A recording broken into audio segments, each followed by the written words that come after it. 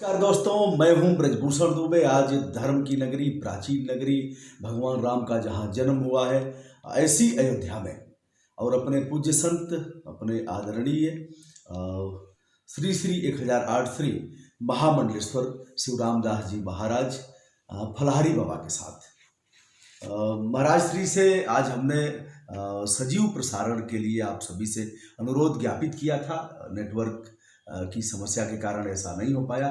हम आप सभी के साथ इस वार्ता को सीधे सीधे बिना किसी काट छाट के, बिना किसी एडिटिंग के हम परोस रहे हैं। हमारे साथ पुजारी जी महाराज भी हैं जो इस आश्रम में रहते हैं, समय से पूजा पाठ करते हैं और हम हैं यहाँ रामघाट अयोध्या में।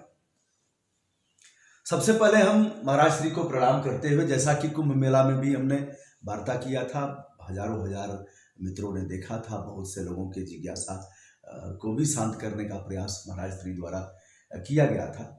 महाराज जी, अयोध्या प्राचीन नगरी है। भगवान राम ने यहाँ जन्म लिया, यहाँ खेले कूदे, यहीं से वनगमन हुआ। वनगमन के पश्चात फिर आए, अयोध्या वासियों ने आरती उतारा, यहाँ दीपावली मनाई गई, फिर महाप्रयाण भी उनका इसी सरजू में हुआ। सबसे पहले हम बात करेंगे कि यहाँ प्राचीनता की अब तक निशानी क्या रह गई है जिससे बोध होता हो कि वही अयोध्या है। सरजू मैया जी, सबसे प्राचीन यहाँ सरजू है जी। उसके बाद विक्रमादित्य द्वारा बसाई गई अयोध्या है जी। तीर्थराज प्रयाग के मार्गदर्शन में जी। विक्रमादित्य ने अयोध्या को पुनः बसाई जी। लेकिन सरजू वही सतयुग वाली। महाराज श्री कहा जाता है कि तीर्थराज प्रयाग तीर्थों का राजा है, लेकिन तीर्थराज प्रयाग भी यहाँ स्नान करने के लिए आते हैं। इसका क्या महत्व है? यह कौन सी कथा है? सरजू मैया की कथा है, जैसे मकर राशि में जब सूर्य प्रवेश करता है जी, तो सारे तीर्थ जी, तीर्थराज प्रयाग में जाते हैं अपना पाप धोने के लिए। जी। लेकिन जब तीर्थराज प्रयाग पापों से बोझिल हो जाते हैं तो रामनवमी के दिन पावन हमारी सरजू सलीला में आकर गोता लगाते हैं और पाप से निवृत्ति पाते हैं। जी। यह कौन सी कथा है कि विक्रमादित्य जैसे यहाँ कई भवन है, सीता रसोइया है, हनुमानगढ़ी है, तो कैसे पता कि यही सब रहा होगा हनुमान? अब उसी समय जब वो विक्रमादित्य सरजू किनारे बैठे थे जी, उस समय तीर्थराज प्रयाग घोड़े पर सवार होकर काला स्वरूप लेके प्रवेश किए सरजू मैया में जी। सरजू मैया में से निकले जी, तो उनका घोड़ा भी सफेद हो गया जी, उनका शरीर भी स्वर्ण हो गया जी। तो पूछे हैं विक्रमादित्य जी कि आप कौन है? तो अपना परिचय दिए हैं। बोले दर्शन का उद्देश्य क्या है? बोले यही है कि अयोध्या का तुम पुनः निर्माण करो, पूरा अयोध्या को बसाओ। आगे आगे तीर्थराज प्रयाग जाके बताए कि यहाँ राम जन्मभूमि थी, यहाँ कनक भवन था, यहाँ सीता रसोई थी, यहाँ पर कैकेयी महल था, यहाँ कौशल्या महल था, यहाँ सुमित्रा महल था, ये दशरथ महल था। जैसे जैसे तीर्थराज प्रयाग बताए वैसे वैसे विक्रमादित्य ने उनके आदेशानुसार अयोध्या का निर्माण किया। जी। इसमें हनुमानगढ़ी के बारे में कुछ चर्चा, जैसे हनुमान जी तो अजर अमर हैं और सीता जी ने उन्हें आशीर्वाद दिया था अजर अमर गुरु निधि सुत हो, तो ऐसी मान्यता है कि हनुमान जी अभी भी यहाँ स्थापित हैं और अयोध्या की रक्षा करते हैं। जिस समय प्रभु श्री राम का अवतार समय पूरा हो गया, काल पूरा हो गया जी, तो साक्षात काल रूप बदल कर आया जी, और प्रभु श्री राम से कहा कि मैं आपसे एकांत कुछ चर्चा करना चाहता हूँ। शर्त यह है कि जब आप और हम दोनों चर्चा करें तो तीसरा कोई न आवे, यदि आ जावे तो आप उसको मृत्यु दंड देंगे। अच्छा। प्रभु श्री राम ने उसके बात को स्वीकार करके ऐसा शर्त रखकर श्री लक्ष्मण जी महाराज को द्वारपाल के रूप में खड़ा कर दिया कि जब तक हम दोनों वार्तालाप कर रहे हैं तब तक इस कक्ष में किसी का प्रवेश वर्जित है। जी। उसी समय दुर्वासा ऋषि का आगमन हुआ। अच्छा। लक्ष्मण जी महाराज ने निवेदन किया, लेकिन दुर्वासा तो फिर दुर्वासा ठहरे। दुर्वासा जी महाराज कहे कि अभी डर से भयभीत होकर लक्ष्मण जी चले गए आज्ञा लेने के लिए प्रभु श्री राम के पास। काल अंतर्ध्यान हो गया, लेकिन प्रभु श्री राम ने वचन दे दिया था काल से, और रघुवंश के सिद्धांत है कि प्राण जाहु पर वचन न जाई, रघुकुल रीत सदा चल जाए।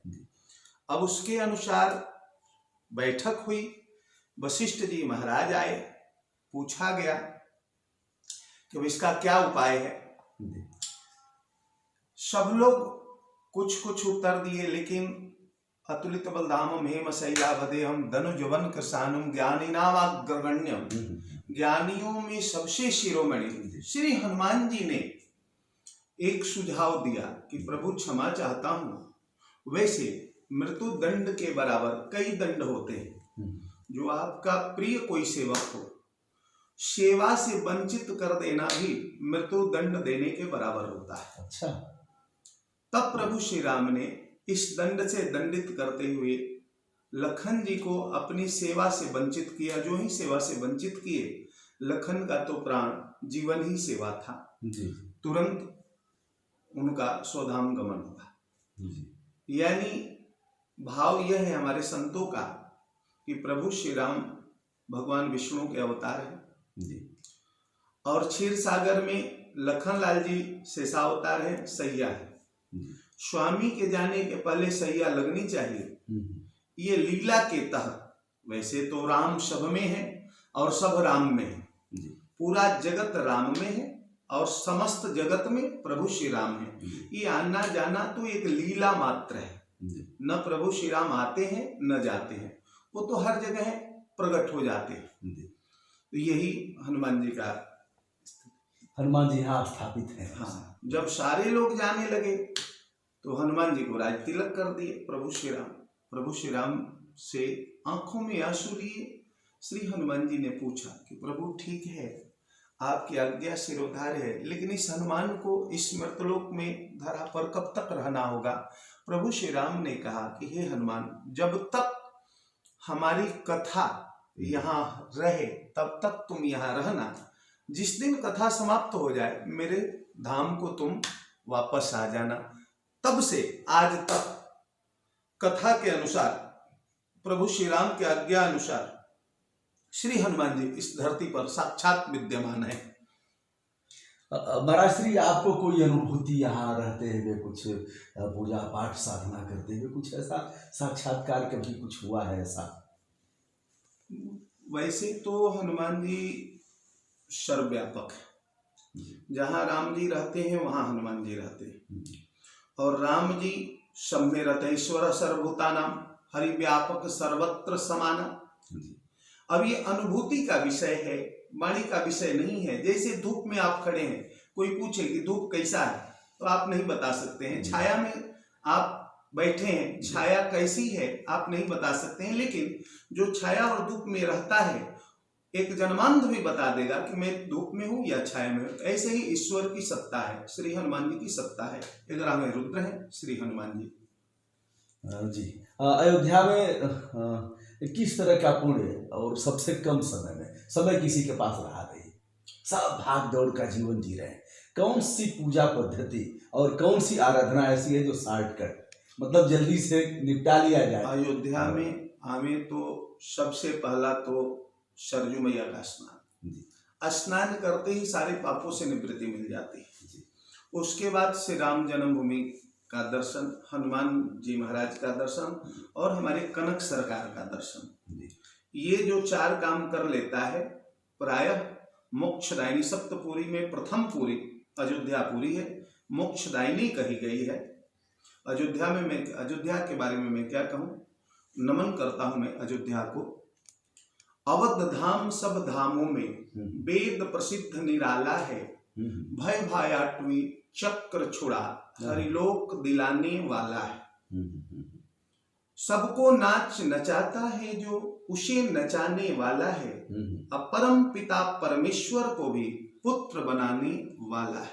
क्या बात है, परम पिता परमेश्वर को भी पुत्र बनाने वाला है। इन्हीं अर्थों में वर्णन हम कर सकना क्या संभव, अयोध्या के बारे में मैं क्या कह सकता हूँ, वर्णन कर सकना क्या संभव, गाथा धाम महान की, आओ हम सब नमन करें जन्मभूमि श्री राम की, जन्मभूमि श्री राम की, जिसके बारे में प्रभु श्री राम ने कहा है कि अवधपुरी मम प्रिय नहीं सो, लेकिन यह प्रसंग जाने को।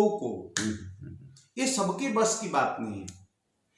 अवध जैसा मुझे प्रिय इस जगत में कुछ भी नहीं है, वैकुंठ भी नहीं है। और रमावतार में पूरे काल में प्रभु श्री राम ने 1 मिनट के लिए अयोध्या का त्याग नहीं किया। आपका प्रश्न होगा कि 14 वर्ष अयोध्या के बाहर रहे प्रभु श्री राम। प्रभु श्री राम 14 वर्ष भी जब वनवास में गए तो अयोध्या की मिट्टी को साथ में लेकर गए और चित्रकूट में सोए हैं प्रभु श्री राम, पर्णकुटी के अंदर पर्ण चट्टाई पर। अचानक प्रभु श्री राम उठकर सिसक सिसक कर रोने लगे। उनकी सिसकन पूर्ण रुलाई को सुनकर सीता जी उठ गई। सीता जी कारण पूछी। प्रभु श्री राम सिसक सिसक के रो रहे हैं तो सीता जी भी रोने लगी। दोनों की रुलाई सुनकर पर्णकुटी के बाहर पहरेदारी करते हुए लक्ष्मण जी को सुनाई दिया, वो भी दौड़ कर आए। सारे लोग पूछे, प्रभु श्री राम के आंखों में आंसू आ गया। रुधे हुए गले से प्रभु श्री राम ने कहा, सीते लखन, आज मुझे मेरी प्रिय अयोध्या याद आ रही है। आज मेरा प्राणों से प्रिय भरत याद आ रहा है। और वहां कहे, अवधपुरी मम प्रियस नहीं सो, यह प्रसंग जाने को अति प्रिय मोह यहाँ की बासी, मम धामदा पुरी सुख राशि। अरे जब जब राम अवध सुधि करही, तब तब बार विलोचन भरही। वनवास में भी तन से भले भगवान बाहर थे, लेकिन स्मरण जब अयोध्या का होता था तब तब बार विलोचन भरे। वैसे तो प्रभु श्री राम के लिए सारा जगत ही प्रिय है, लेकिन अति विशेषण लगाए अति कलिपावना अवतार क्रांतिकारी संत तुलसीदास जी महाराज इस चौपाई में कि अति प्रिय मोही यहाँ की बासी। क्या बात। जो अयोध्या वासी है वो प्रिय नहीं है, अति प्रिय, बहुत ही मेरे प्रिय हैं। अयोध्या वासियों से आप पूछेंगे तो अयोध्या वासी यही कहेगा कि बेशक परमात्मा हमको कपड़ा न देवे, भोजन न देवे, लेकिन अयोध्या निवास देवे। इस जन्म में नहीं, अगले जन्म में भी यदि 84 लाख जोनी में किसी जोनी में कर्म के अनुसार मेरा जन्म ग्रहण हो, अरे अयोध्या यदि कीड़ा भी बनाना हो तो अयोध्या के नाली का कीड़ा बनाना, ताकि परमात्मा के चरणामृत प्रवाहित होगा और पीकर मैं तृप्त हो जाऊंगा, कृत्यकृत हो जाऊंगा। अयोध्या के विशेषांक और मीमांसा को महाराज श्री ने इस तरह से प्रस्तुत किया है, जैसे मानुस हो तो वहीं रस खान, बसों ब्रज गोकुल गांव के वारन। वैसे ही अगर कीड़ा भी बनना हो तो अयोध्या का ही बनाना। महाराज श्री अंतिम हम लोग सोपान पर हैं इस चर्चा के। कैकेयी का एक नाम आता है, होत प्रात मुनि भेष धरि जौन राम बन जाए, मोर मरण राउर अजस नृप समझो मन माय। उसके बाद एक शब्द बड़ा कठोर शब्द है और भीतर तक बेधने वाला शब्द है, अस्कई भई कलंकिनी ठाड़ी। कलंकिनी शब्द का प्रयोग है। महाराज श्री कैकेयी नहीं होती तो राम राम नहीं होते। इस विषय पर आपका क्या कहना है? प्रभु श्री राम को व्यापक और विस्तृत विश्व नहीं मानव मात्र का आदर्श बनाने में दो का ही विशेष हाथ है, या तो विश्वामित्र या फिर कैकेयी। कैकेयी निंदनीय नहीं, वंदनीय भी नहीं। अब निंदनीय भी नहीं है, वंदनीय भी नहीं है, तो प्रश्न आपका होगा क्या है क्या? तो मेरा उत्तर होगा कि कैकेयी परम वंदनीय है। प्रभु श्री राम भले कौशल्या के कोख से जन्म लिए, जातिन ते हरि गर्भई आए। तुलसीदास जी की भक्ति की शक्ति है जो उर्वासी को उदरवासी बनाई।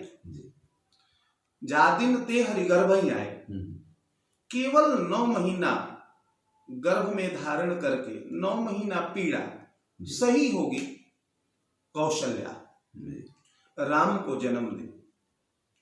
लेकिन राम राज्य का जन्म, राम का जन्म यदि कौशल्या के कोख से हुआ तो राम राज्य का जन्म कैकेयी के कोख से हुआ। राम से बड़ा राम राज्य है। राम को राम राज्य ने बनाया। प्रभु श्री राम केवल 9 महीना कौशल्या के कोख में रहे। 9 महीना ही कष्ट रहा होगा, लेकिन कैकेयी के कोख से तो राम राज्य का जन्म हुआ। जीवन पर्यंत कष्ट सही है कैकेयी, और प्रेमी व्यक्ति ही त्याग कर सकता है। इसलिए कैकेयी के बारे में प्रभु श्री राम ने जननी शब्द कहकर अलंकृत किया है। जननी का मतलब होता है जन्मदात्री, गर्भूता, प्रसूता। जननी बिना गर्भूता प्रसूता का नहीं कहा जाता है। तो यही कारण है प्रभु श्री राम से प्रेम करती थी कैकेयी, और कैकेयी से बचपन में ही, बाल्यावस्था में ही प्रभु श्री राम ने वचन लिया था।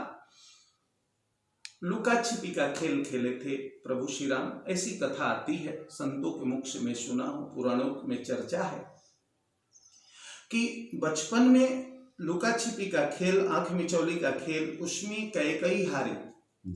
प्रभु श्री राम ने कहा कि मां, हारने वाला जीतने वाले को कुछ देता है। कैकेयी कहेगी मांग बेटा, आज मैं कृत्य हो जाऊंगी। प्रभु श्री राम ने कहा नहीं मां, पहले संकल्प करो, जो मैं मांगूंगा वो दोगी ना। कैकेयी की आंखों में आंसू आ गया।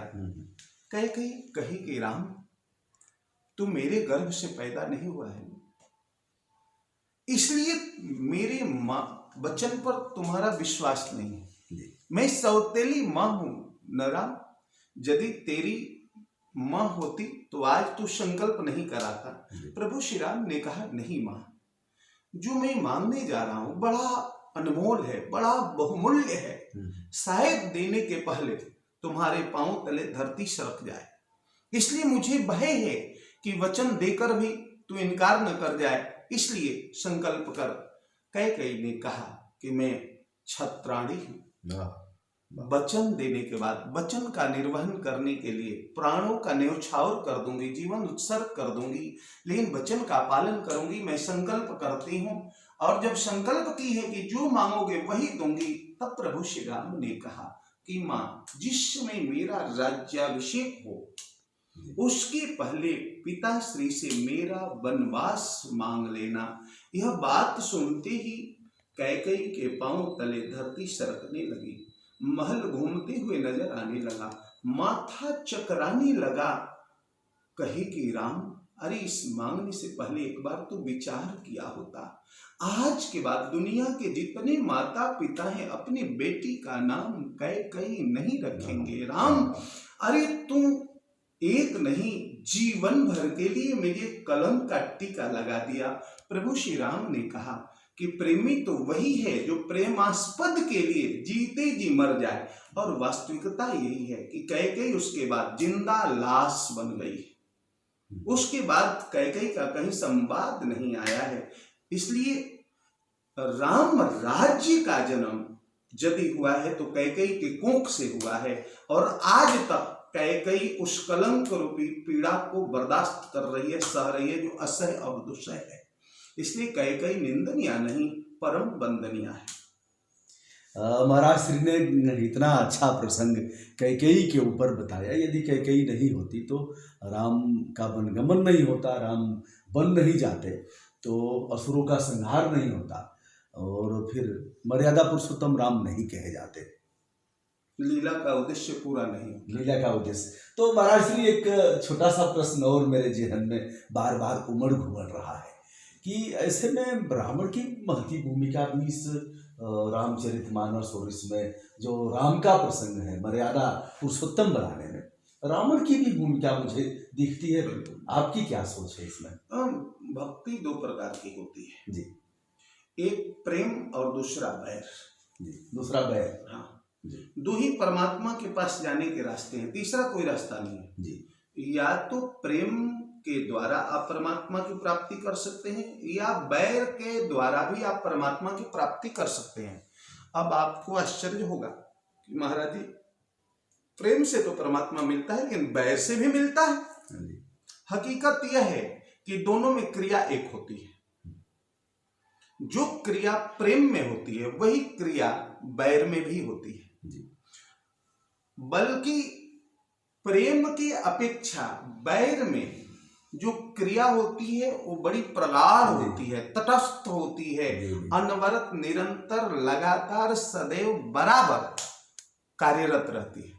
जी प्रेमी को प्रेमास्पद से प्रेम हो जाता है तो प्रेमी को प्रेमास्पद भी बराबर स्मरण में रहता है। लेकिन किसी से किसी का झगड़ा हो जाए, लड़ाई हो जाए, बैर हो जाए तो शायद प्रेमी प्रेमी को कुछ सेकंड के लिए भूल सकता है, लेकिन बैरी बैरी को, व्यक्ति सामने वाले दुश्मन को खाते उठते पीते सोते हर समय याद रखता है।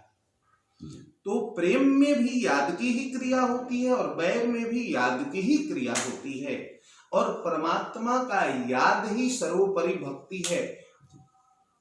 रावण को राम के पास नहीं आना पड़ा, बैर की भक्ति इतनी उसकी प्रगाढ़ थी कि रावण को राम के पास नहीं आना पड़ा, अपितु राम को रावण का उद्धार करने के लिए बिना पनही का चलते हुए कुछ कांटर कंकड़ पहाड़ और जंगलों को पार करते हुए लंका जाना पड़ा रावण का उद्धार करने के लिए।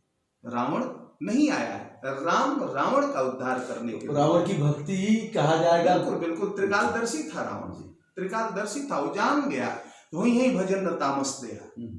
इस तामसी शरीर से भजन नहीं होगा तो अब जाके हम बैर करें, और बैर भी एक प्रकार की भक्ति है, बशर्ते शर्त यह है कि दुनिया न प्रेम करने लायक है न बैर करने लायक है। यदि प्रेम भी किया जाए तो परमात्मा से किया जाए और बैर भी करना हो तो परमात्मा से किया जाए, दोनों में हमारी गति और मुक्ति है। रावण का प्रसंग आया, रावण भी किस तरह से बैर करके और प्रभु सरते भव सागर तरियो, जैसा कि महाराज जी ने कहा भजन न होई तामस देहा, जो भगवंत लिन्ह अवतारा और खर दूषण मोइसम बलवंता तिने कुमार बलवंता। तो इस तरह से आज महाराज श्री के साथ हमारी बातचीत हुई। पुजारी जी महाराज हैं, सुबह प्रातः उठते हैं और भगवान की भजन करते हैं। यहाँ दूसरा प्रवास है हमारा और पुजारी जी महाराज की घंटी जब बजती है तो हमारी नींद टूटती है। कुछ दो लाइन से कुछ गुनगुना करके महाराज श्री इसका उपसंहार किया जाए, क्या कुछ भी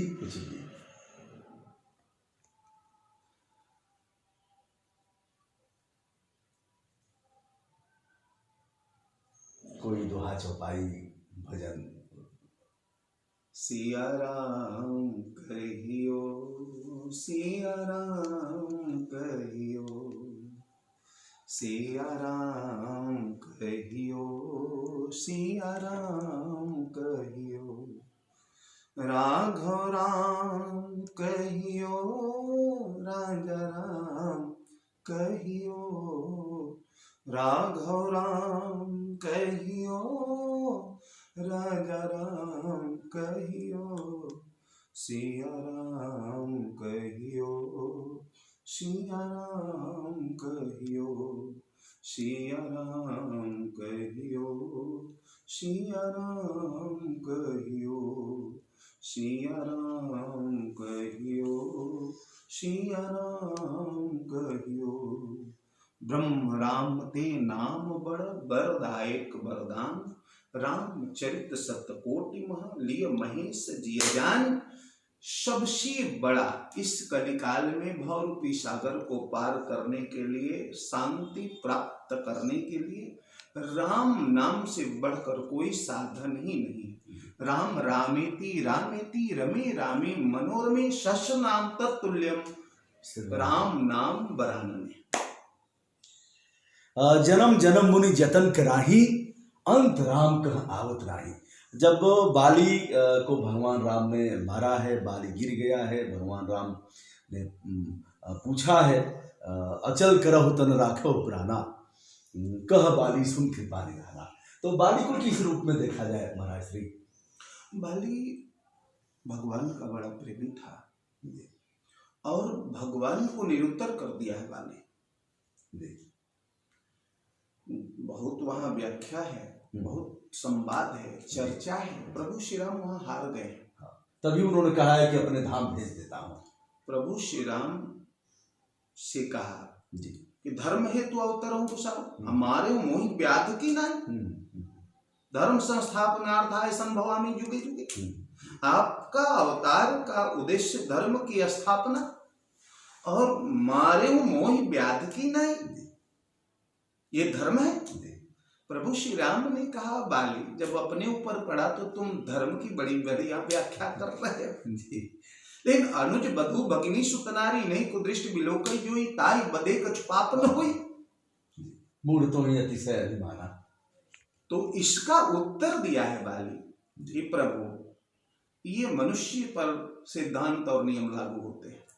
मैं पावर पशु अति कामी। क्या बात है, मैं तो पशु जो नहीं, क्या मेरे ऊपर ये नियम लागू होगा? एक ही धर्म दूसरे के लिए अधर्म हो जाता है और दूसरे के लिए धर्म हो जाता है। धर्म की व्याख्या आज तक कोई अस्थाई नहीं दिया है। जगह स्थिति काल समय बदलने के बाद धर्म अधर्म अधर्म धर्म हो जाता है। यहाँ प्रभु श्री राम हार गए। मैं पावर पशु अति कामी जब कह दिया, इसका कोई जवाब नहीं था प्रभु श्री राम के पास। तो प्रभु श्री राम ने कहा कि तुम पापी था, खैर कुछ भी हो। तो फिर प्रभु श्री राम को पकड़ा, बोले प्रभु लगता है आपके बचपन का व्याकरण सही नहीं है जी। मैं पापी था, ये तो पास्ट टेंस की बात है जी जी।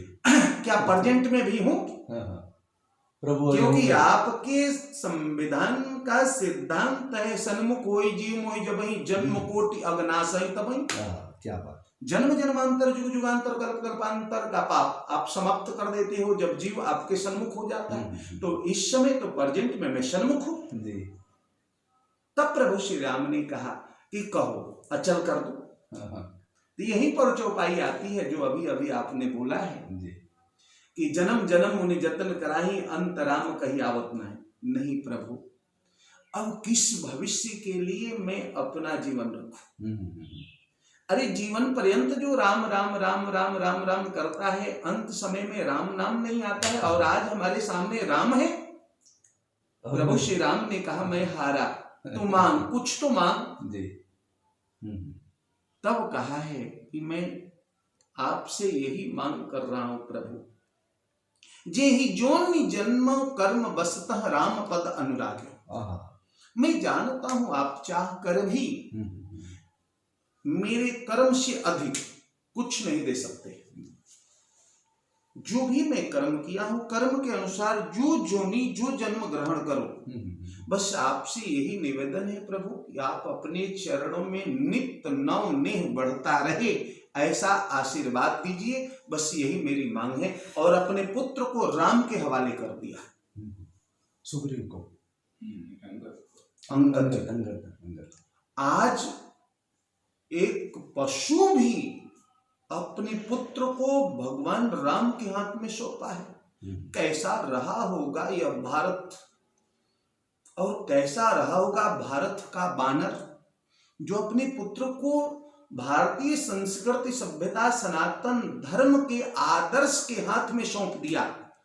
और आजकल के माता पिता पर मुझे संकोच कहते हुए कहना पड़ता है कि आज के माता पिता अभिभावक अपने बच्चे को संस्कार का पाठ नहीं, संपत्ति का पाठ पढ़ा रहे हैं। अंत में मैं यही उपसंहार करते हुए कहना चाहूंगा कि अपने अपने बच्चों के अंदर आप संस्कार डालने का प्रयास करें। ध्यान रहे, संपत्ति के पीछे संस्कार नहीं चलता, लेकिन संस्कार के पीछे संपत्ति चलने पर एक न एक दिन मजबूर हो जाती है। संपत्तिवान भले संस्कारवान न बने, लेकिन संस्कारवान व्यक्ति एक न एक दिन संपत्तिवान अवश्य बनेगा। इसलिए आप संपत्ति की चिंता छोड़कर संस्कार डालने का प्रयास करें। हमारी भारतीय संस्कृत सभ्यता सनातन धर्म संस्कार का पाठ सिखाता है। आज जो पहला लेसन है हम लोगों का, मातृदेवो भव, पितृदेवो भव, गुरुदेवो भव, आचार्य देवो भव, इस पाठ को हम स्वयं ही नहीं जानते तो हमारे बच्चे क्या जानेंगे। इसलिए जो मूल पाठ है 4, मातृदेवो भव, पितृदेवो भव, सर्वतीर्थमयी माता, सर्वदेवमय पिता, सारे तीर्थ माँ के चरणों में निवास करता है और सारे देवता पिता के हृदय में वास करते हैं। माता पिता की सेवा सर्वोपरि भक्ति है, आपका भविष्य भी उज्जवल करेगी। राष्ट्र का भी एक सही निर्माण होगा। राष्ट्र भक्ति से ओतप्रोत हो या भगवत भक्ति से ओतप्रोत हो, किसी प्रकार भक्ति लगनी चाहिए आपके जीवन में, तभी आप समाज में सम्माननीय, वंदनीय, आदरणीय और पूजनीय हो सकते हैं। आप सभी ने श्री राम कथा का अवगाहन किया महाराज श्री के सानिध्य में। जैसे जैसे हम अल्प विवेकी होने के बाद भी छेड़ते गए, महाराज श्री उधर जाते गए, हम सभी को संतुष्ट करते गए। आगे भी समय समय पर मैं ऐसे संत महापुरुषों से आप सभी को मिलवाते रहूँगा और ऐसी जो जिज्ञासाएं हैं उनको शांत कराने का प्रयास करूँगा। महाराज श्री से बड़े आत्मीय संबंध हमारे हैं और बहुत कुछ हमने सीखा है महाराज श्री से। मैं विनम्रतापूर्वक महाराज श्री को और पुजारी बाबा को प्रणाम करता हूं और आप सभी देश विदेश के जो भी हमारे जुड़े हुए मित्रगण हैं उनका भी मैं विनम्रता से यथोचित नमस्कार करता हूं। महाराज श्री से कई लोगों ने जिज्ञासा शांत करने के लिए फ़ोन भी किया था, तो मैं चाहूँगा महाराज श्री जब खाली रहेंगे 9 से 10 शाम को रात्रि में 1 घंटे आप अगर इस तरह की जिज्ञासा है तो आप पूछ सकते हैं। महाराज श्री के श्रीमुख से ही हम वह नंबर जानना चाहेंगे, कृपया आप बता दें। 9415860029 9 बजे से 10 बजे तक आप जो भी प्रश्न करेंगे यदास प्रयास करेगा, यदि जानता है तो उसको उत्तर देने का, आपको संतुष्ट करने का। कुछ प्रणाम जो पाए। कुछ फोन बहुत से लोगों का आया था और महाराज श्री ने उनके जिज्ञासा का समाधान किया और कई लोगों से कह दिया कि भाई हमसे खुद उन लोगों ने बताया कि महाराज श्री ने कहा भाई अभी हम प्रयास कर रहे हैं, अभी हमारी पहुंच उतनी तक नहीं है कि हम सीधे साक्षात्कार कर सकें और करा सकें, किंतु रास्ता, संत तो रास्ता बताता है। संत समागम हरि कथा तुलसी दुर्लभ दो। महाराज श्री का आज दर्शन हुआ और यह हमने इतनी बातचीत किया, मुझे भी खुशी की अनुभूति हो रही है, आप सभी को भी अच्छा लगा होगा। सभी को विनम्र भाव से नमस्कार।